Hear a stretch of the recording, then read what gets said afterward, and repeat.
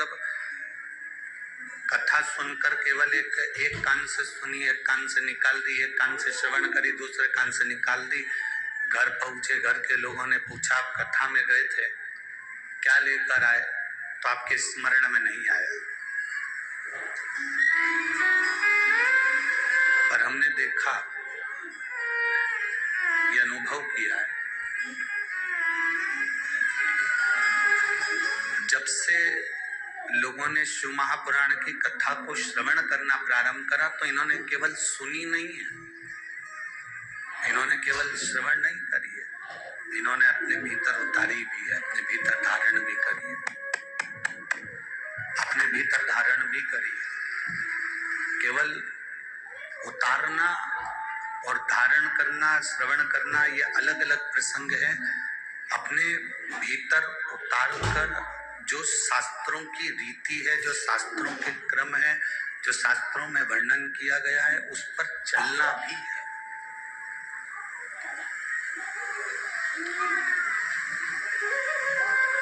अभी तक लोग जितनी कथाएं सुनते थे, कथा श्रवण करते थे, वो सारी कथा लोग केवल सुनते थे पर अंदर धारण नहीं करते थे।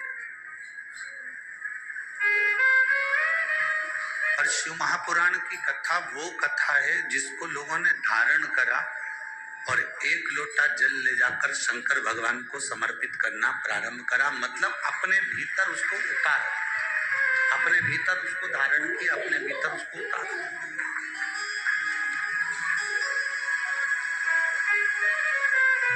और आज छोटे से छोटा बच्चा क्यों ना हो, छोटे से छोटा व्यक्ति क्यों ना हो, छोटे से छोटा एक बच्चा 5 साल का, 6 साल का, 10 साल का बच्चा भी हाथ में एक लोटा लेकर शिव मंदिर जाने के लिए जागरूक है।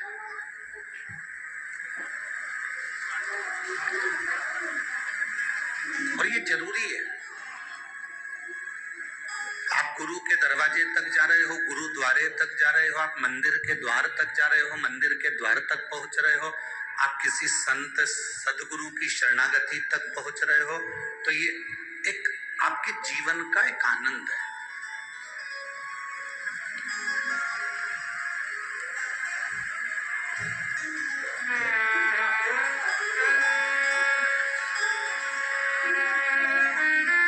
कोई किसी सदगुरु से पूछा कि हम मंदिर जाएंगे तो हमको क्या मिलेगा?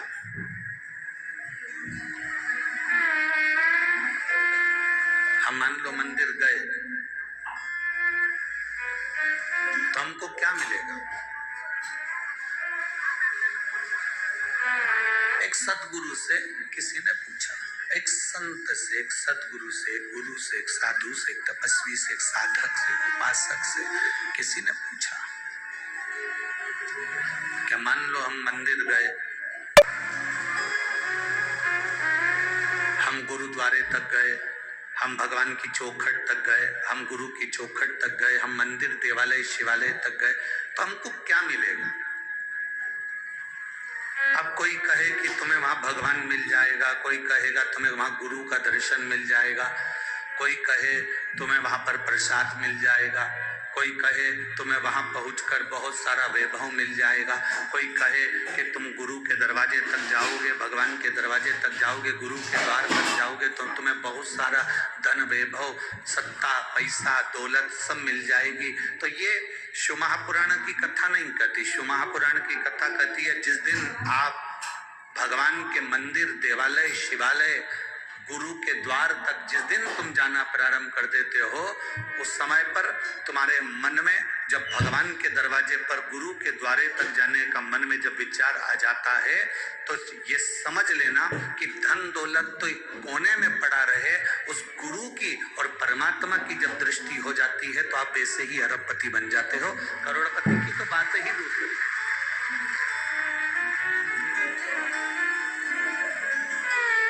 आप उसकी शरणागति के करीब में पहुंचे।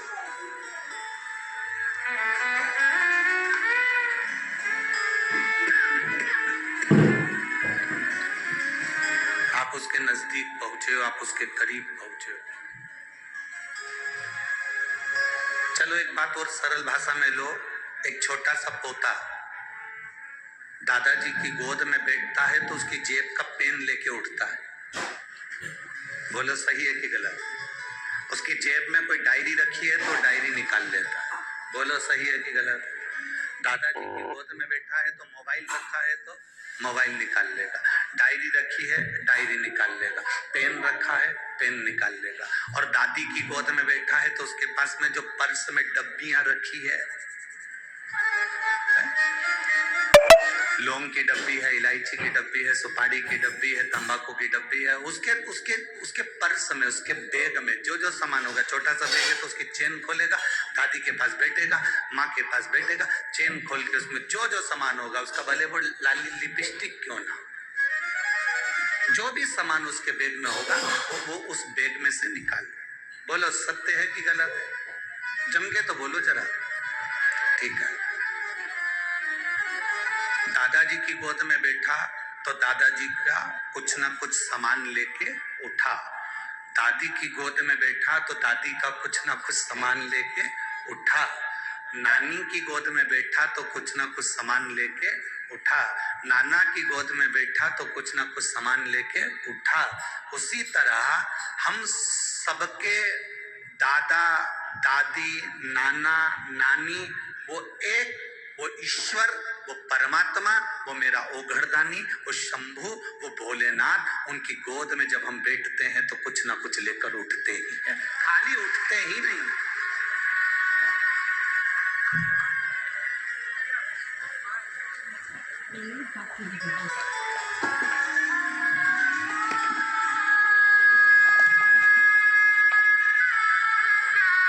खाली नहीं उठते हम कुछ ना कुछ लेकर उठते।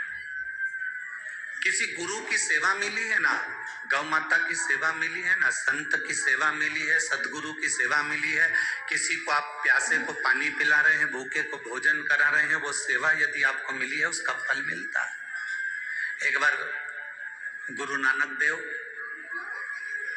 अपने शिष्य के साथ में जा रहे थे और उन्होंने जाते जाते एक बहुत अंधेरा सा होने लगा। गुरु नानक देव जी ने कहा, बाले अब मुझे विश्राम करना है, तू कोई स्थान देख ले विश्राम करने।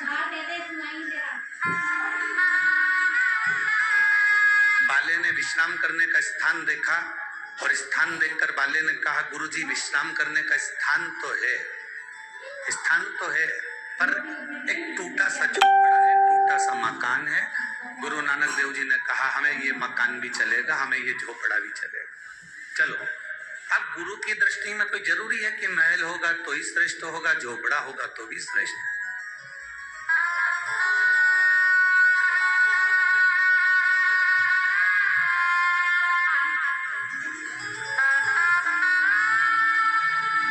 बड़ा महल हो उसमें ज्यादा भजन होता है या छोटा झोपड़ा हो उसमें ज्यादा भजन होता है, ये झोपड़े और महल से मतलब नहीं होता, उसमें रहने वाले जो जीव हैं, उसमें रहने वाले जो व्यक्ति हैं, उसमें रहने वाले जो परिवार के लोग हैं, उनसे मालूम पड़ता है कि रहने पर भजन कितना हो रहा है, रहने पर कीर्तन कितना हो रहा है।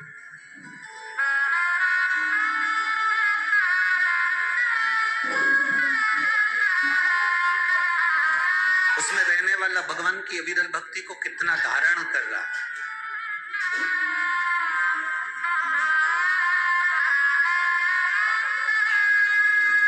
राजा भैया जायसवाल जी, हम एक बात कहना चाहेंगे, हम बहुत सारी कथा करते करते वनी पहुंच गए, और एक सत्यता का विषय है। हम सुबह सुबह मॉर्निंग वॉक करने के लिए उठते हैं, तो ऐसा कहीं नहीं कि कहीं नहीं उठते, सब जगह उठते हैं, पर हम उठकर पूरी मॉर्निंग वॉक कर लेते हैं, भगवान का भजन कर लेते हैं, कीर्तन कर लेते हैं, मंत्र जाप कर लेते हैं, अपने कमरे में पहुंच जाते हैं, तब तक कोई जजमान या जजमान पत्नी नहीं उठ पाते। पर आपके यहाँ ठहरे पहले दिन से देख रहे हैं कि हम उठते हैं, उसके पहले आप लोग उठकर झाड़ू भी लग जाती है, रंगोली भी डल जाती है और दिया भी लग जाता है।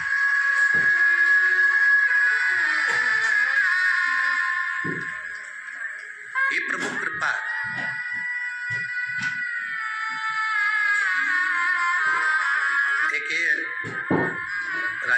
जायसवाल जी का घर देखा, और एक छत्तीसगढ़ में हम कथा करने गए थे, वहां पर भी एक जायसवाल परिवार ने कथा कराई। क्या नाम था उनका? वेणुगोपाल जायसवाल।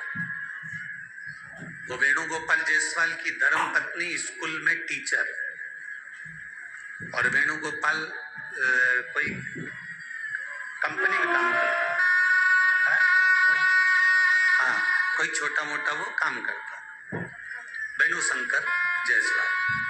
अब उन्हें कथा ले ली। अब कथा ली, और कथा लेने के बाद वो 3 बार कुबेरेश्वर धाम पर आया। अब 3 बार में से 2 बार तो हम नहीं मिले, 1 बार हम उसको मिले। हम थे ही नहीं 2 बार में, तो जिस समय हम वहां थे उस समय वो मिला।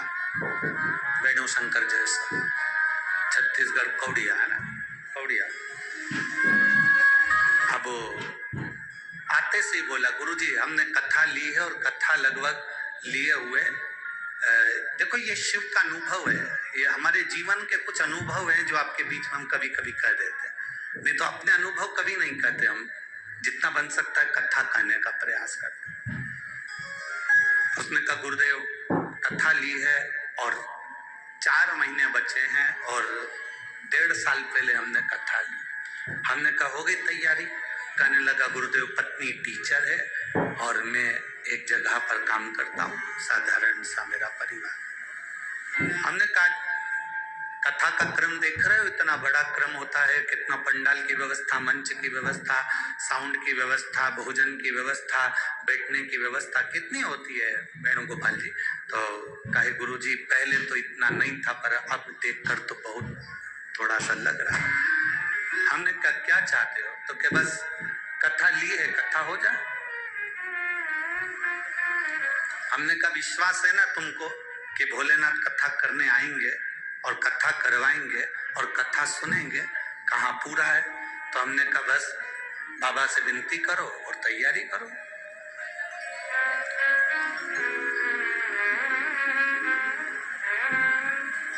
गए, उनके दोस्त ने उनको कह दिया कि एक प्लाट खरीदना है, और उस प्लाट में मैं चाहता हूं कि तू भी मेरा पार्टनर बन जा। उसने कहा पार्टनर तो बन जाऊंगा, पर इतना धन नहीं है कुछ भी, थोड़ी सी पैसा कथा के लिए रखा है, शिव पुराण करवाना। तो कहा जो शिव पुराण के लिए रखा है चल वो ही लगा दे उसमें से। वो शिव पुराण का थोड़ा बहुत जो इकट्ठा करके रखा था वो प्लाट में लगा दिया। वो प्लाट आ गया शहर के अंदर। शहर में ऐसी जगह आ गया कि उसको एक कंपनी को जरूरत पड़ गई। 4 महीने के अंदर ही कंपनी ने वो प्लाट करोड़ों में खरीद लिया, और करोड़ों में खरीदा, और बाबा की कथा। एक विश्वास की दृढ़ता होती है, एक भरोसे की दृढ़ता होती है। आज किसी से भी पूछा जाए कि वेणुगोपाल जी क्या काम करते हैं, तो लोग कह देते हैं साहब उन्होंने एक शंकर का मंदिर बनवा दिया, उन्होंने एक धर्मशाला का निर्माण प्रारंभ करवा दिया, और प्रॉपर्टी का इतना बड़ा व्यापारी हो गया कि शहर में, छत्तीसगढ़ के उन शहरों में उसका आज तक नाम और वर्चस्व में चल रहा। ये बाबा देने वाला, आपका तो विश्वास दृढ़ है। आप भरोसे के साथ कहते हो कि हम आपसे भी कहते हैं, यहाँ जितने कथा सुनने आते हो बाबा से, तुम जब प्रार्थना करो, अपने दादा की जब गोद में बैठो, अपने बाबा की जब गोद में बैठो, तब उस समय तुम्हारा विश्वास इतना पक्का होना चाहिए कि शंकर कोई और नहीं, शंकर मेरा वो रब है, शंकर मेरा वो गुरु है, शंकर मेरा वो भाव है कि मैं उनकी गोद में जब बैठूंगा तो मेरा बाबा मुझे खाली नहीं छोड़ेगा। मैं उसकी गोद से जब उठूंगा तो कुछ ना कुछ लेकर उठूंगा।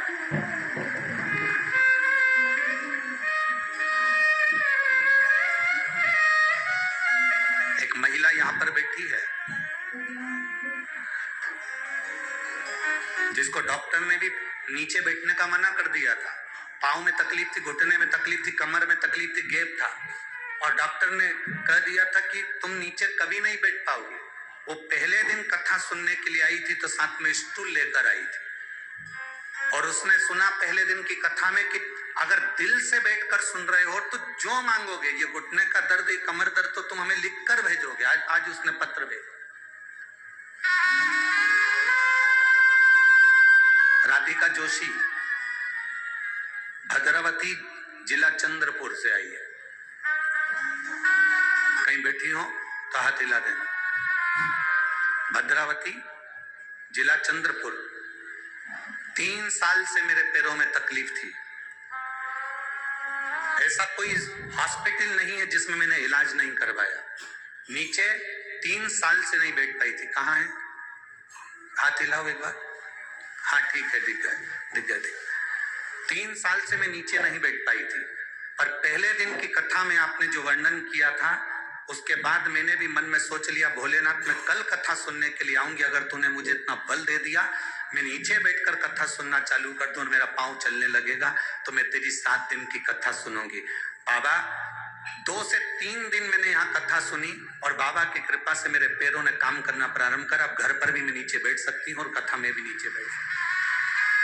ये शिव तत्व, बैठो बहन, शंभु शिव तत्व ओघड़ी शंभु है।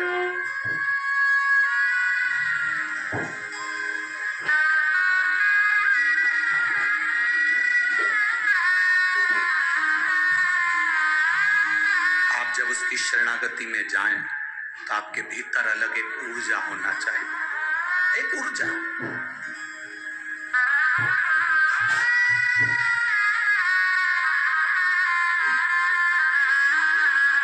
हम जिस नगर में, शहर में, सीहोर में रहते हैं, उस नगर में, शहर में, सीहोर में जिस रोड पर रहते हैं, वहां हमारे पास में डाकघर है, पोस्ट ऑफिस, और पीछे वाली रोड पर गुरुद्वारा।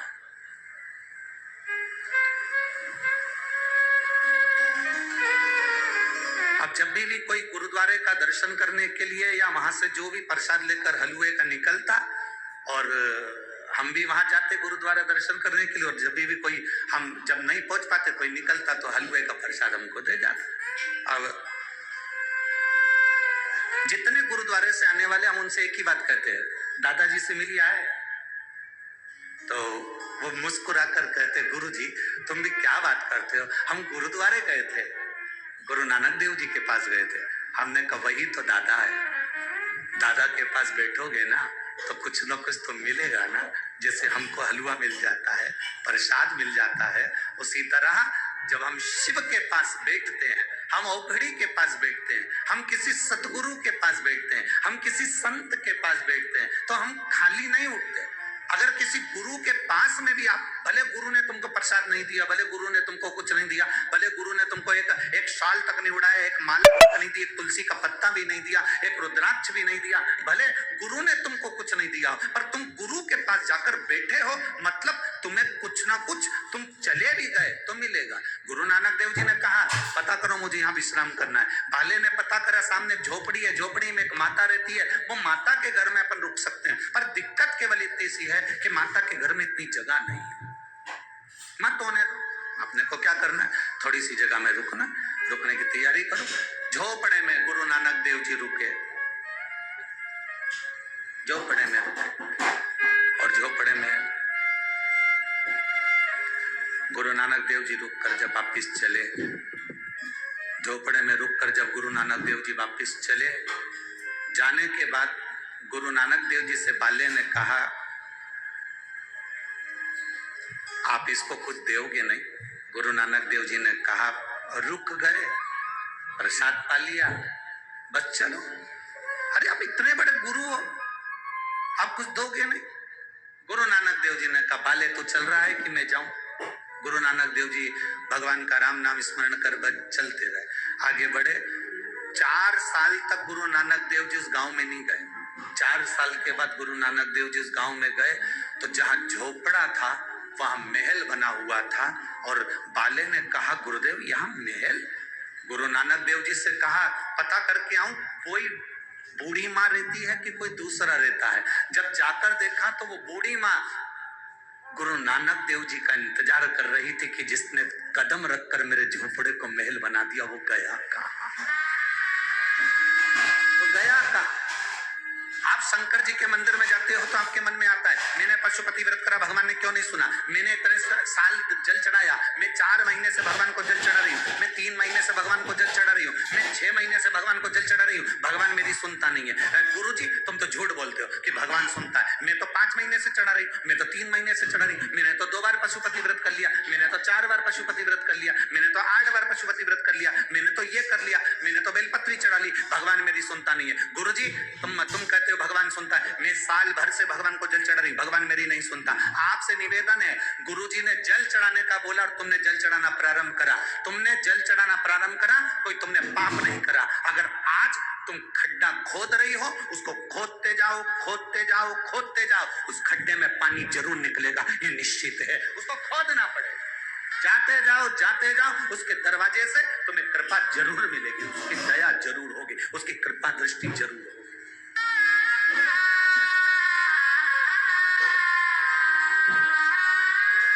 शंभो शरणे हरि मागु घड़ी रे घड़ी दुख काटो दया करी दर्शन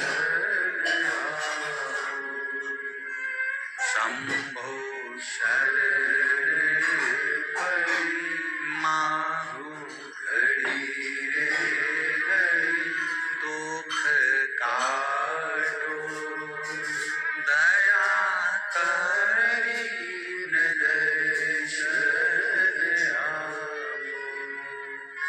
हम उसके दरवाजे से कुछ नहीं मांगे तो भी सब कुछ देता, सब कुछ। हम बस उसके द्वार तक पहुंचे, हम बस उसकी चौखट तक पहुंचे।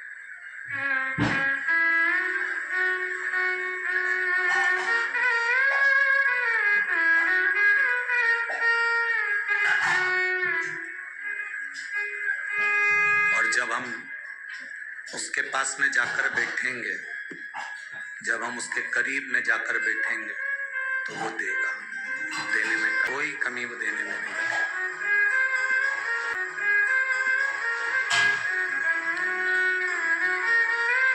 तेरे मंदिर में आना मेरा काम है और मेरी बिगड़ी बनाना। इनको बढ़ा दो बाबा।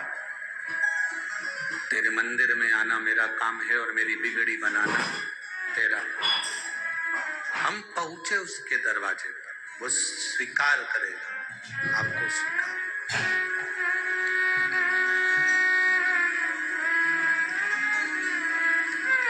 कोई तुमसे कहे कि तू इतने समय से जल चढ़ा रही है, फायदा क्या हुआ? फायदा नहीं देखना,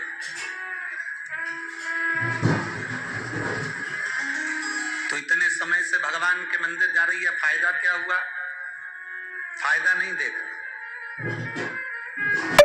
व्यापार थोड़ी ना कर रहे हो कि मुनाफा देखोगे या फायदा देखोगे या नुकसान देखोगे या लाभ देखोगे या हानि देखोगे। भगवान के मंदिर में जल चढ़ाना लाभ और हानि के लिए चढ़ा रहे हो क्या? अरे बोलो तो जम के, फायदे के लिए चढ़ा रहे हो कि ये फायदा होगा तो हम चढ़ाएंगे ना। चलो जाने दो, एक बात अच्छे से समझ लो, तुम इतने से थे, हम भी इतने से ही थे, माँ की गोद में सोते थे, जन्म लिया था, माँ हमको हॉस्पिटल लेकर चली गई, आपको भी आपकी माता हॉस्पिटल लेकर गई हो, और हाथ में और यहाँ गोद के इंजेक्शन लगाए जाते थे। बोलो याद है कि नहीं? आपका हाथ उठाकर देखना, थोड़ा सा कपड़ा उठाकर देखना, यहाँ निशान बना होगा तुम्हारे को, जो इंजेक्शन लगे थे, जो टीके लगे थे, उसका लगे कि नहीं लगे? सब बोलो, ये सबके हाथ में टीका लगा है कि नहीं लगा? इंजेक्शन लगा है कि नहीं लगा? अब कोई माँ हॉस्पिटल में डॉक्टर से कह दे साहब मेरे बच्चे को कोई बीमारी है क्या जो तुम इंजेक्शन लगा रहे हो? मेरे बच्चे को कोई टिटनेस का इंजेक्शन लगा रहे हो, चेचक का इंजेक्शन लगा रहे हो, कहीं पोलियो की दवा पिला रहे हो, मेरा बच्चा कोई पोलियो ग्रसित है क्या? मेरे बच्चे को कोई बीमारी है क्या? मेरे बच्चे को ऐसा है क्या? डॉक्टर क्या कहता है, देखो आज अगर इसको कष्ट हो गया, आज अगर इसको तकलीफ हो गई तो हो जान दो, 2-3 दिन बुखार आएगा, 2-3 दिन रोएगा, रात भर जागेगा, क्योंकि इंजेक्शन का टीके का दर्द होगा। तुम भी जागना पड़ेगा। टेंशन मत लो। अगर आज इंजेक्शन लग गए, आज अगर पोलियो की दवा पी ली, आज अगर चेचक के इंजेक्शन टीके लग गए, तो ये आखिरी तक, इसके मरते दम तक इसको ये बीमारी लौट कर नहीं आएगी। इसकी गारंटी हमारे पास।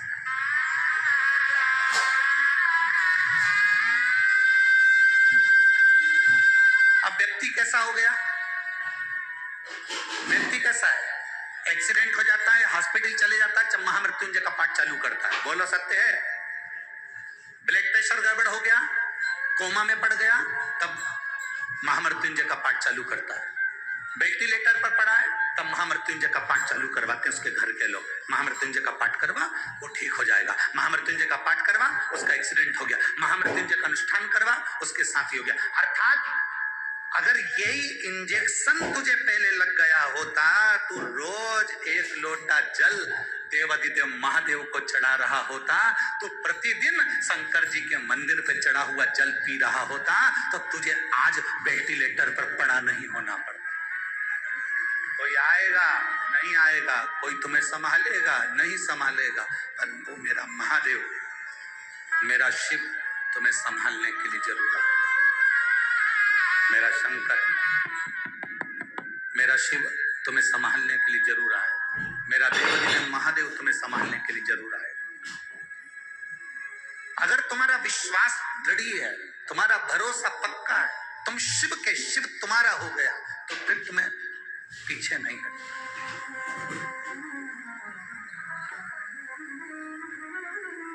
फिर तुम्हें नहीं सोचना, फिर तुम्हें टेंशन नहीं लेना।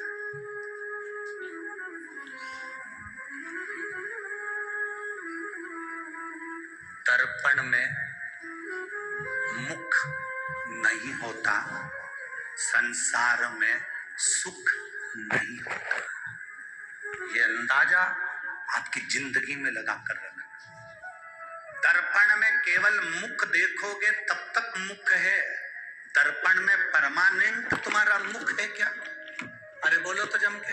नहीं, दर्पण में मुख नहीं होता और इस संसार में सुख नहीं होता। देखोगे तो दर्पण में मुख दिखेगा, और अगर दिल से देखोगे तो 5000 की नौकरी में भी सुख दिखेगा, नहीं तो नहीं दिखेगा।